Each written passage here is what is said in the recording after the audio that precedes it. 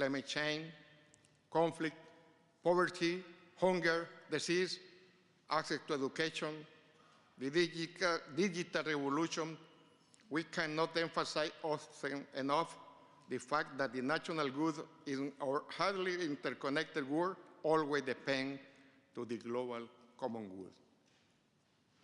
There are so many good examples that show what true between the states can achieve and how important and necessary international cooperation is. Respect, tolerance, dialogue, those are the principles on which international relations as well as human relations should be based on.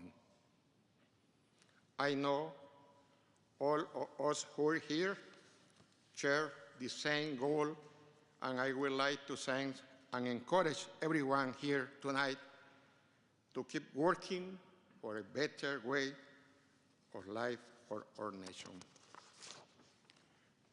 Mr. Lord Mayor and Mayoress, once again, on behalf of the Diplomat Corps, I present you deep gratitude for your kindness and hospitality. Thank you so much. Thank you. Thank you.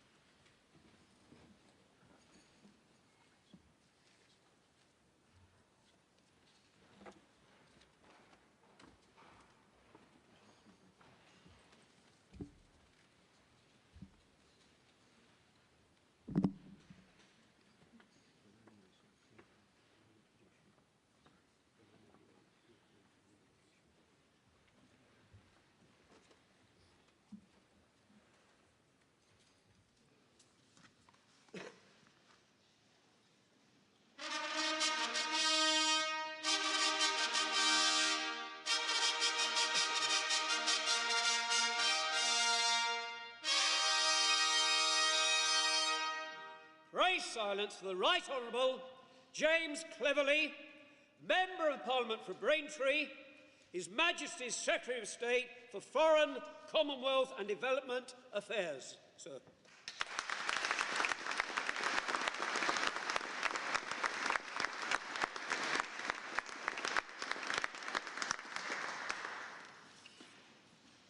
My Lord Mayor, Your Excellencies, Mr. Speaker, my lords, ladies and gentlemen, thank you for inviting me to speak with you this evening. And whilst it is traditional in this speech to cover the full breadth of world affairs, you will, I hope, forgive me for focusing on a smaller number of issues which confront us, because it would be remiss of me not to begin with the current crisis in Sudan.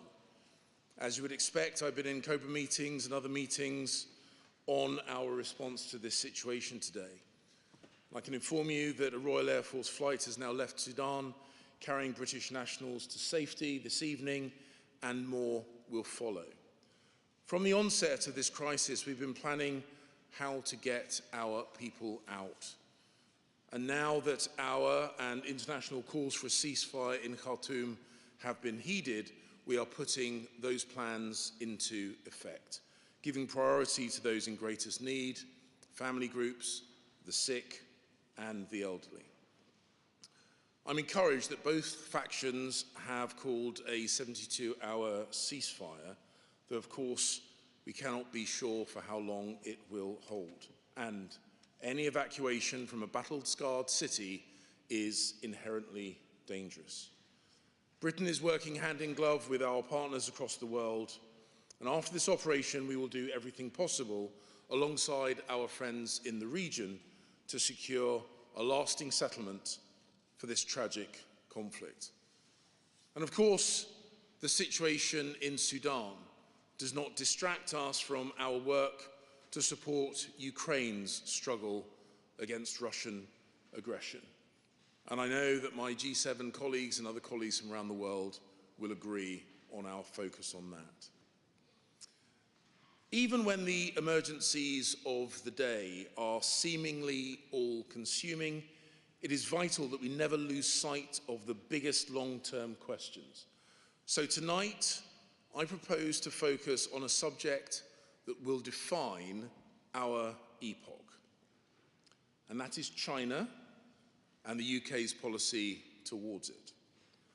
I'm often asked to express that policy in a single phrase or sum up China itself in one word, whether threat or partner or adversary.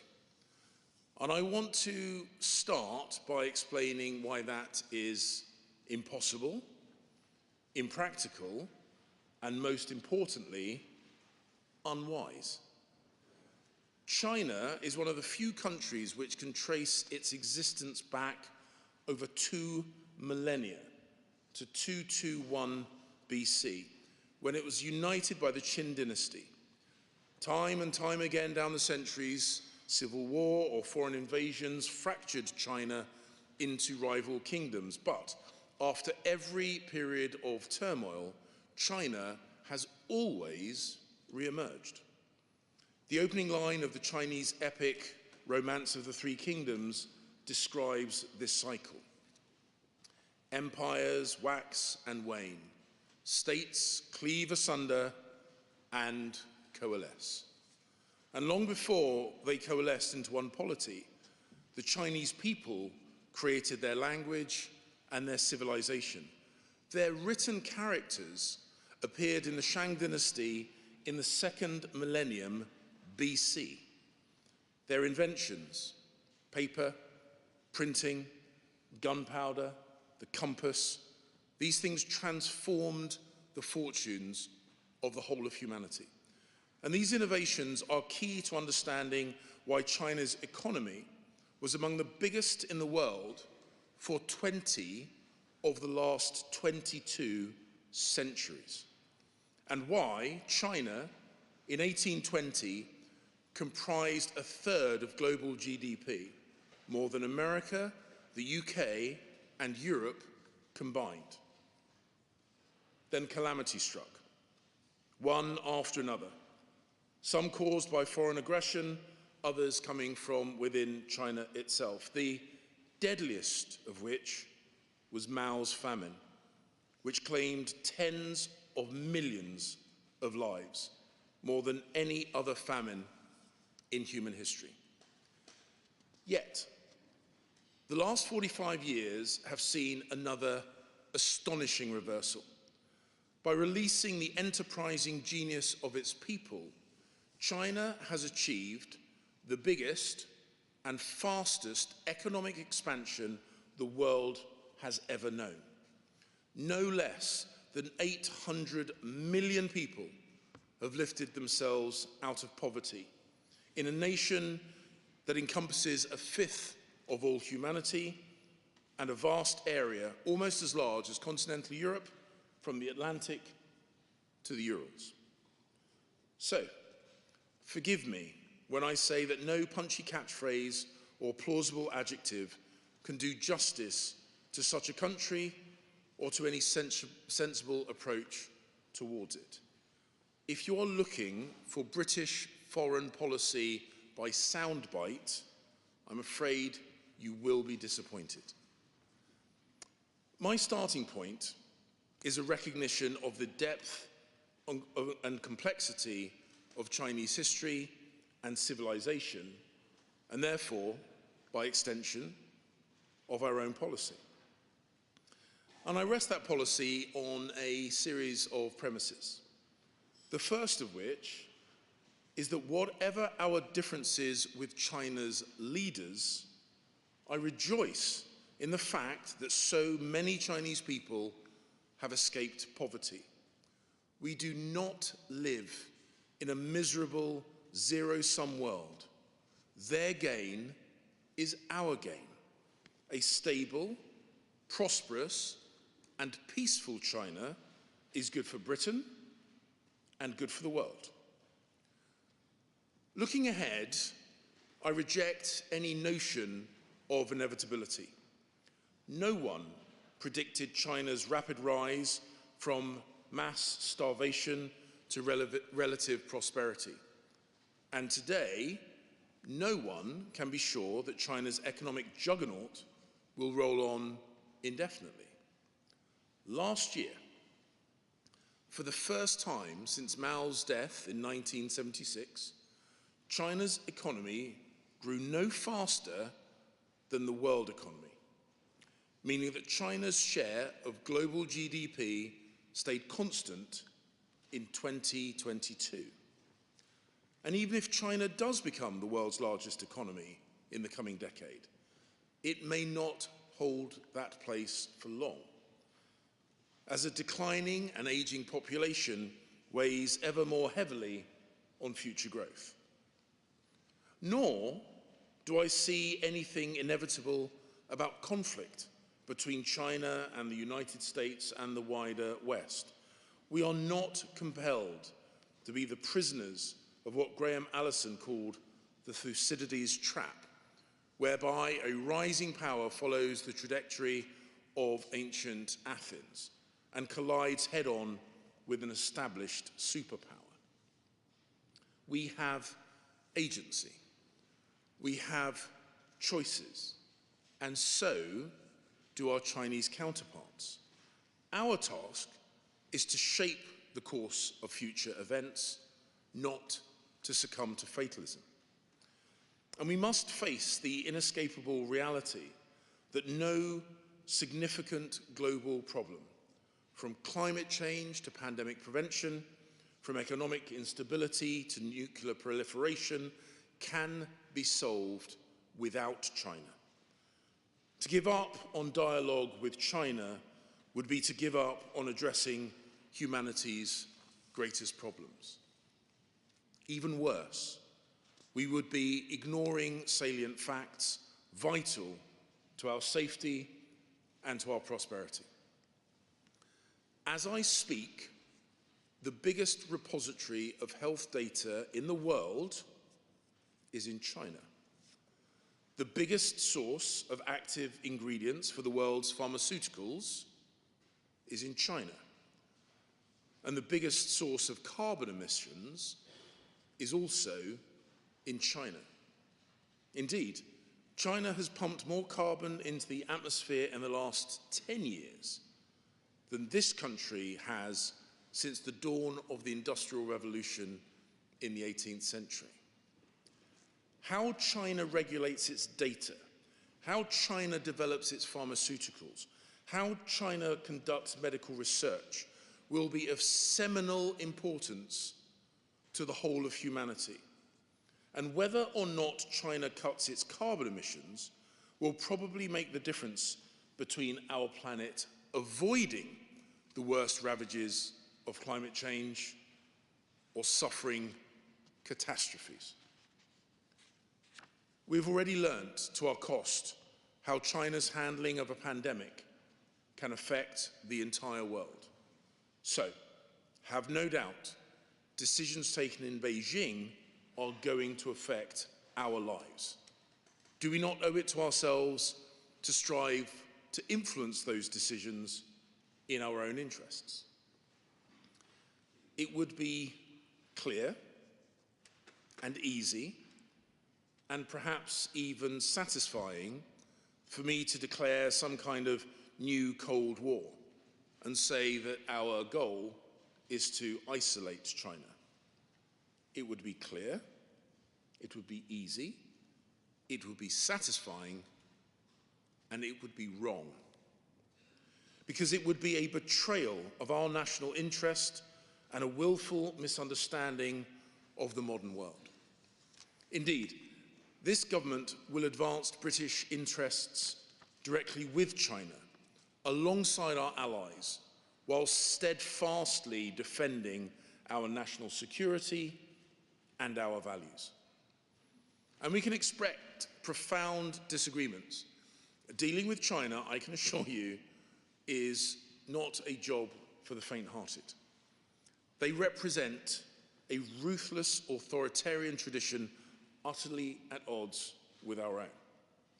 But we have an obligation to future generations to engage, because otherwise we would be failing in our duty to sustain and shape the international order. Shirking that challenge would be a sign not of strength, but of weakness.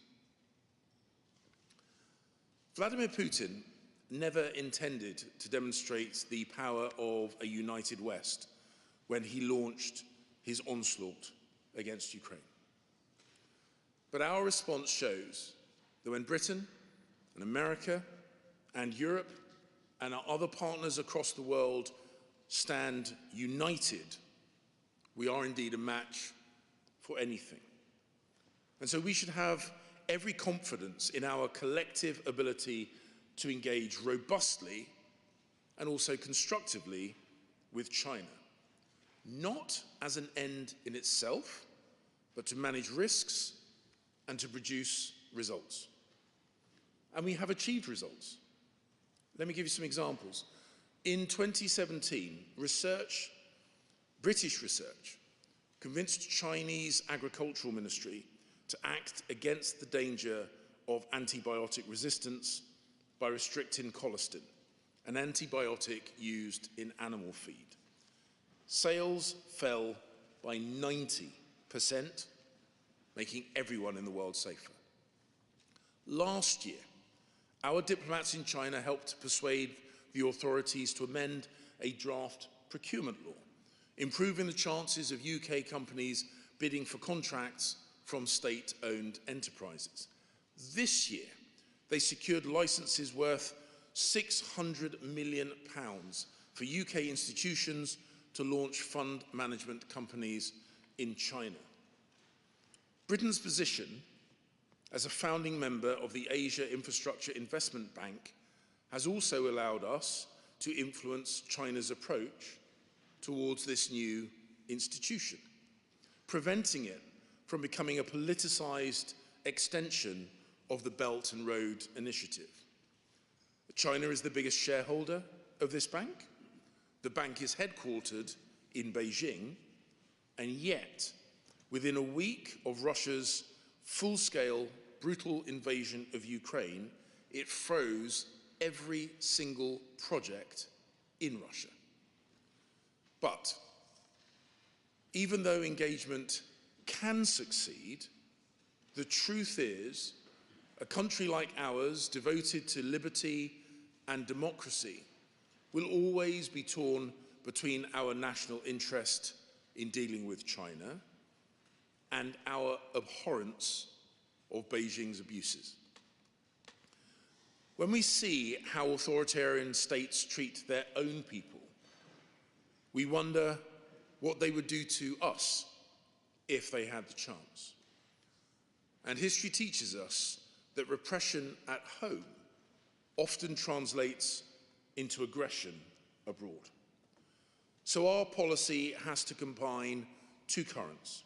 We must engage with China where necessary and be unflinchingly realistic about its authoritarianism. And that means never wavering from one clear principle. We do not expect our disagreements with China to be swiftly overcome, but we do expect China to observe the laws and obligations that it has freely entered into. So, as a permanent member of the United Nations Security Council, China shouldered a special responsibility to uphold the UN Charter. As a party to the joint declaration, China has agreed to preserve Hong Kong's freedom. As a signatory to the Universal Declaration of Human Rights, to the Convention Against Torture and many other instruments of international law, China has accepted an array of obligations. And if China breaks them, we are entitled to say so, and we are entitled to act, and we will. As we did when China dismantled the freedoms of Hong Kong, violating its own pledges, which is why we gave nearly 3 million of Hong Kong's people a path to British citizenship.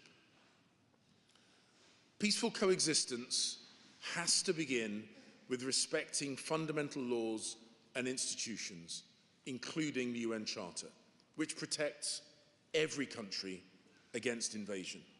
And that means every country. A Chinese diplomat in Paris cannot and must not and will not decide the legal status of a sovereign nation. By attacking Ukraine, Russia has provided an object lesson in how a UN member state should not behave. And Putin has also trampled upon China's own stated principle of non-interference and respect for sovereignty. A powerful and responsible nation cannot simply abstain when this happens, or draw closer to the aggressor, or aid and abet that aggression. A country that wants a respected place at the apex of the world order should stand up for its own principles and keep its solemn obligations to defend the laws at the very foundation of that order. This responsibility goes hand in hand with China's right to play a global role commensurate with its size and its history. And the rights of a sovereign nation like Ukraine cannot be eradicated just because the eradicator enjoys a strategic partnership with China. So, British policy towards China has three pillars. First, we will strengthen our national security protections wherever Beijing's actions pose a threat to our people or our prosperity. We are not going to be silent about interference in our political system, or technology theft, or industrial sabotage. We will do more to safeguard academic freedom and research. And when there are tensions with other objectives, we will always put our national security first. Hence, we are building our 5G network in the most secure way, not the fastest or the cheapest way. China's leaders define their core interests, and it's natural that they do, but we have core interests too, and one of them is to promote the kind of world that we want to live in, where people everywhere have a universal human right to be treated with dignity, free from torture, free from slavery, free from arbitrary detention. And there is nothing uniquely Western about these values. Torture hurts just as much, whoever it is inflicted upon. So when Britain condemns the mass incarceration of the Uyghur people in the Uyghur people in Xinjiang, I hope our Chinese counterparts do not believe their own rhetoric that we are merely seeking to interfere in their domestic affairs. Just as we should try harder to understand China, I hope that Chinese officials will understand that when their government builds a 21st century version of the Gulag archipelago, locking up over 1 million people at the height of this campaign, often for doing nothing more than observing their religion, this stirs something deep within us. When the United Nations finds that China's repression in Xinjiang may, and I quote, constitute international crimes, in particular crimes against humanity, our revulsion is heartfelt and shared unanimously across our country and beyond. We are not going to let what is happening in Xinjiang drop or be brushed aside. We cannot ignore this simply because it is happening on the other side of a frontier, or that to raise it might be considered unharmonious or impolite. Second, the UK will deepen our cooperation and strengthen our alignment with friends and partners in the Indo-Pacific and across the world. Our aim will be to bolster collective security, deepen commercial links, uphold international law, and balance and compete where necessary. So I'm delighted that Britain will soon be the 12th member of the Trans-Pacific Partnership, reinforcing our trading ties with rapidly growing economies. Already, we are the only European country to be a dialogue partner of the Association of Southeast Asian Nations. And we are deepening our long-term partnership with India. And we are developing the next generation of combat aircraft alongside Japan. And we've joined the United States to help Australia to build nuclear-powered, conventionally armed submarines under the AUKUS partnership. Together with our friends, the UK will strive for openness and transparency in the Indo-Pacific. At this moment, China is carrying out the biggest military build-up in peacetime history. In a period of just 4 years, between 2014 and 2018, China launched new warships exceeding the combined tonnage of the Royal Navy's entire active fleet. And as we see this happening, as we watch new bases appear in the South China Sea and beyond, we are bound to ask ourselves, what is it all for? Why is China making this colossal military investment? And if we are left to draw our own conclusions, prudence dictates that we must assume the worst. And yet, of course, we could be wrong. It is possible that we will be too cautious, too pessimistic. And the UK and our allies are prepared to be open about our presence in the Indo-Pacific.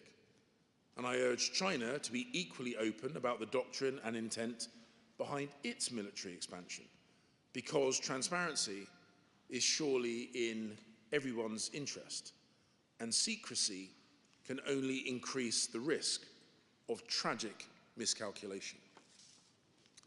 Which brings me to Taiwan. Britain's long-standing position is that we want to see a peaceful settlement of the differences across the strait. Because about half of the world's container ships pass through these vital waters every year, laden with goods bound for Europe and the far corners of the world.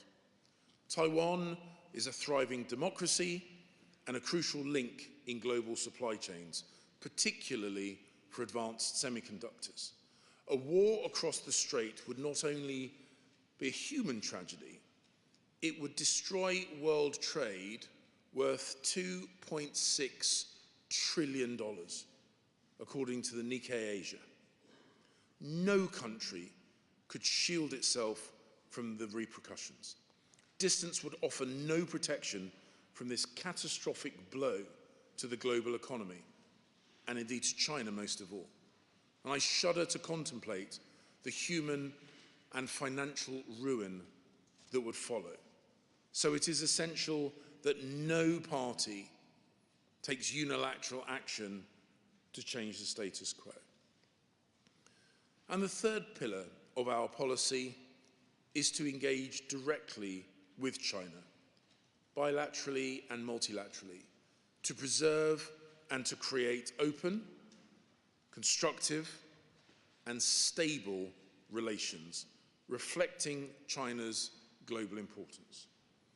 We believe in a positive trade and investment relationship, whilst avoiding dependencies in critical supply chains.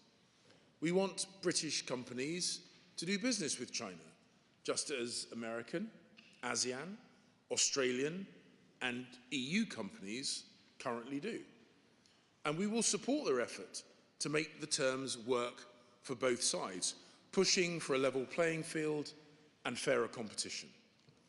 We have an interest in continuing to benefit from Chinese investment, but we don't want the long arm of the Chinese Communist Party reaching towards the central nervous system of our country.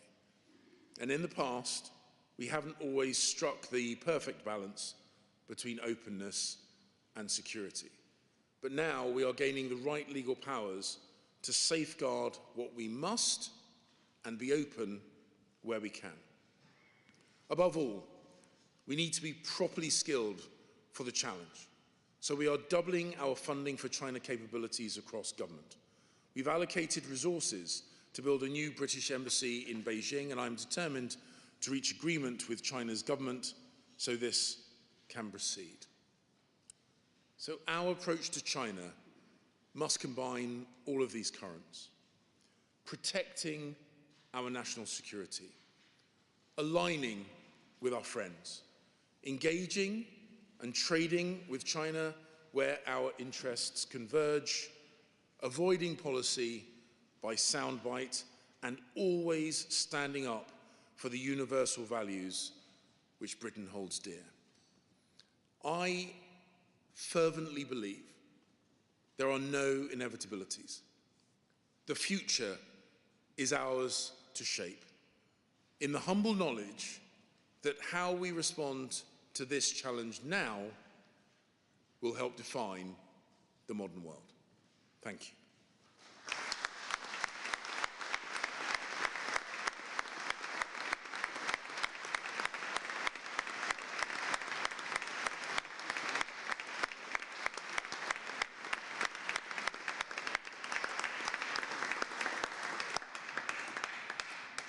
And now I ask you to stand and join me in a toast to the Lord Mayor and Lady Mayoress. To Lord Mayor and Lady Mayoress. Thank you.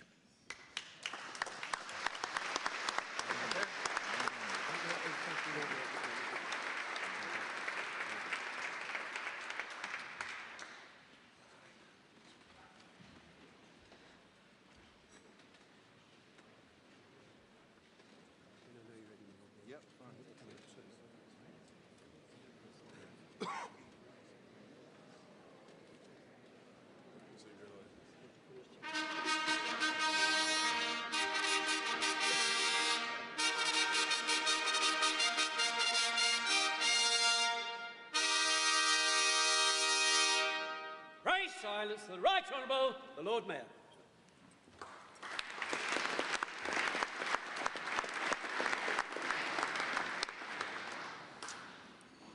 Dean, thank you for your very kind sentiments and your words of wisdom. I can tell that you are a man who has been married for 52 years. Foreign Secretary, thank you for your extremely thought-provoking and balanced speech about China. In a room full of diplomats, your audience will have appreciated the clarity of what you said. Nobody said that diplomacy is easy, but clear principles and an observance of the rule of law must underpin how we behave. Let me conclude by saying a thank you to some very important people in this room: our consorts, wives, husbands, partners. We could not do our jobs without your enormous support. Thank you for everything that you do, and I know I speak both for the Dean, the Foreign Secretary, and indeed myself when I say behind every modestly successful man is an astonished wife.